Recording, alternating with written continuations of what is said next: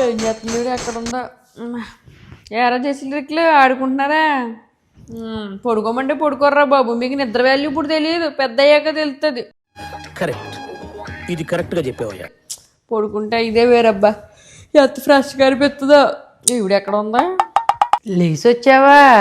ఏమన్నా సాయంకాలం కొంచెం మిరపకాయ బజ్జీలు లాంటివి వేసి పెట్టమ్మా ఈ తిండి కూర మాత్రం పోవట్లేదురా బాబు మళ్ళీ మిరపకాయ బజ్జీలు అండి మిరపకాయ బజ్జీలు అంటే ఇప్పుడు శనగపిండి నీళ్ళు వేసి ఇలా ముద్ద చేసి ముద్ర మిరపకాయ పెడతారా అదే మిరపకాయ బజ్జీలు అండి మీరు అనేది ఏంటి దాని మిరపకాయ బజ్జీలు అంటారా కాదండి ఏమో అండి మిరపకాయ బజ్జీలు తినడమే తప్ప ఏడు నాకు తెలదండి అయినా వచ్చినా రాపోయినా మీకు ఆల్రెడీ చెప్పాను కదండి శని ఆదివారాలు లాంటి అసలు స్టవ్ వెలిగించనండి ఆ పొయ్యి వెలిగించాలని తెగ బాధ వచ్చేద్దండి బాబు వీకెండ్ నేను అలాంటి గట్టా చేయనండి నాకు అసలు నీరసంగా ఉంటుందండి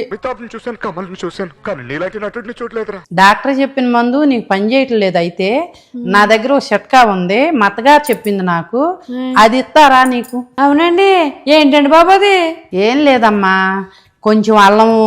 కొంచెం మిరపకాయ తొక్కు కొంచెం మిరియాల పొడి అవన్నీ కలిపి తాగేవనుకో పోద్ది అవునండి పోద్దా వీళ్ళ అత్తగారు ఏ ఉద్దేశంతో ఇచ్చిందో ఈవిడ మాత్రం అదే ఉద్దేశంతో ఇస్తుంది కొత్త కోళ్ళకి కానీ లైన్ వేసేస్తుందేమో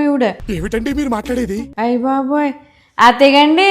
అలాంటి స్కీములే వద్దులండి మన దగ్గర ఇంకా నీరసం లాంటివి కొంచెం పర్లేదండి బాగానే ఉంది మీకు మిరపకాయ బజ్జీలే కదండి కావాల్సింది నేను వేసి పెడతానండి బాబు నడండి అలాంటి గట్ట తయారు చేయకండి